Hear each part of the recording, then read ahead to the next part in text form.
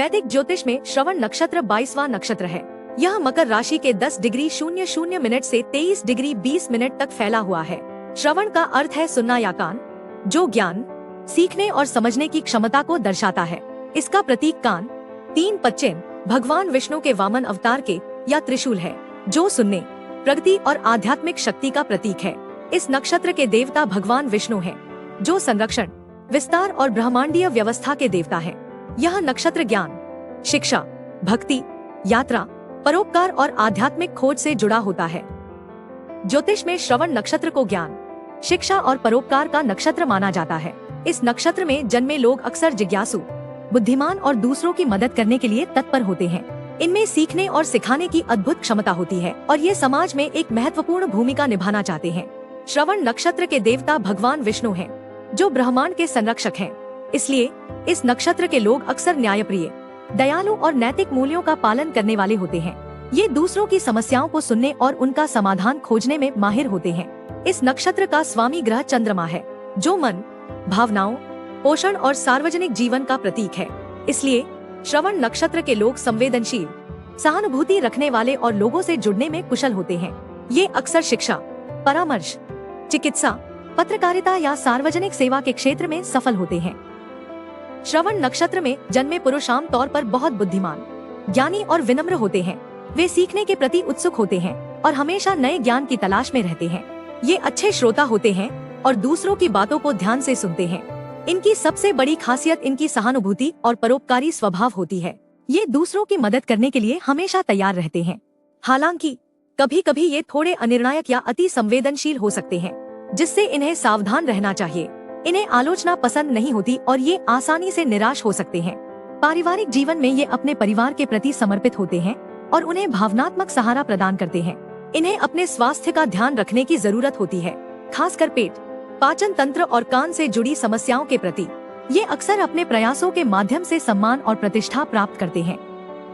श्रवण नक्षत्र में जन्मी महिलाएं अक्सर सुंदर, बुद्धिमान और बहुत ही मृदुभाषी होती हैं। इनमें एक स्वाभाविक आकर्षण होता है और ये लोगों को अपनी ओर खींच लेती हैं। ये अच्छी शिक्षिका, सलाहकार या सामाजिक कार्यकर्ता होती है। ये अपने लक्ष्य निर्धारित करना और उन्हें प्राप्त करने के लिए कड़ी मेहनत करना पसंद करती हैं। ये अच्छी गृहिणी होती है और अपने घर को प्यार और सद्भाव से भर देती है। ये अपने जीवन साथी के प्रति प्यार करने वाली और वफादार होती है और अपने रिश्तों में गहराई और समझदारी को महत्व देती है।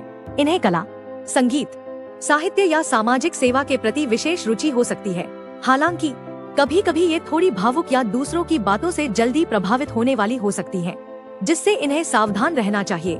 समाज में इन्हें मान सम्मान मिलता है और ये अपनी बुद्धिमत्ता और दयालुता के लिए जानी जाती हैं।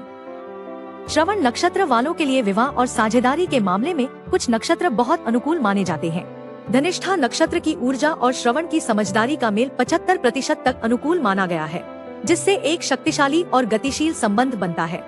शतभिषा नक्षत्र की रहस्यमय प्रकृति और श्रवण की खोजी प्रवृत्ति 70% अनुकूलता के साथ एक अनूठा और बौद्धिक रिश्ता बनाती है।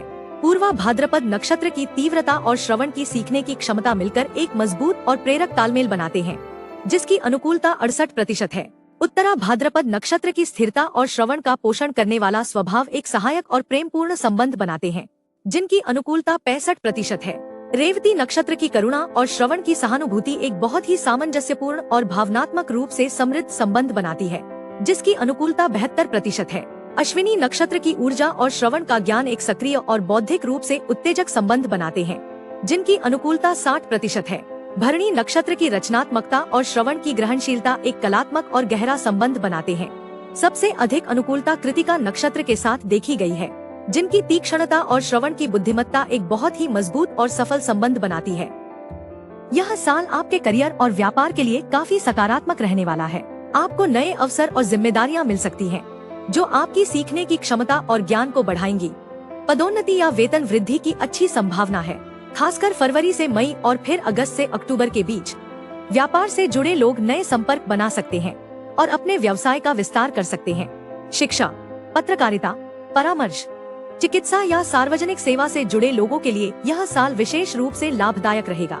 हालांकि जुलाई से सितंबर के बीच आपको थोड़ी भ्रम की स्थिति या चुनौतियों का सामना करना पड़ सकता है। ऐसे में स्पष्टता और धैर्य से काम लेना होगा। प्रेम और रिश्तों के मामले में यह साल बहुत मधुर और समझदारी भरा रहेगा। साल की शुरुआत से ही आपके रिश्तों में प्यार, संवाद और भावनात्मक जुड़ाव बना रहेगा। अविवाहित लोगों के लिए नए रिश्ते बनने की प्रबल संभावना है और ये रिश्ते गहरे और स्थायी हो सकते हैं। विवाहित लोगों को अपने पार्टनर के साथ अधिक समय बिताने और एक दूसरे को समझने के अवसर मिलेंगे। अप्रैल से जुलाई और अक्टूबर से दिसंबर के महीने रिश्तों के लिए विशेष रूप से शुभ रहेंगे। कुल मिलाकर आपके रिश्तों में खुशी और सामंजस्य बना रहेगा। आर्थिक रूप से यह साल आपके लिए बहुत अच्छा रहेगा। आपकी आय के स्रोत बढ़ेंगे और आप बचत करने में सफल रहेंगे। पुराने निवेश से भी आपको लाभ मिल सकता है। आपको सोच समझकर निवेश करने की सलाह दी जाती है, खासकर शिक्षा, संचार या सेवा क्षेत्रों में। मार्च, जून और नवंबर के महीने आर्थिक रूप से विशेष रूप से शुभ रहेंगे। अप्रत्याशित लाभ या उपहार मिलने की भी संभावना है।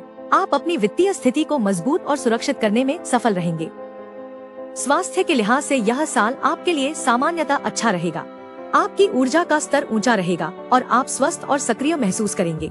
हालांकि आपको पाचन तंत्र, कान और छाती से जुड़ी छोटी मोटी समस्याओं का ध्यान रखना चाहिए, इसलिए खानपान का ध्यान रखें और तनाव से बचें। नियमित व्यायाम, संतुलित आहार और पर्याप्त आराम अपनाएं।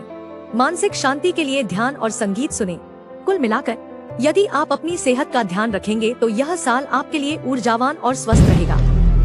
अगर आप भी लेना चाहते हैं देश दुनिया की तमाम जानकारी तो आज ही सब्सक्राइब करें हमारे चैनल को।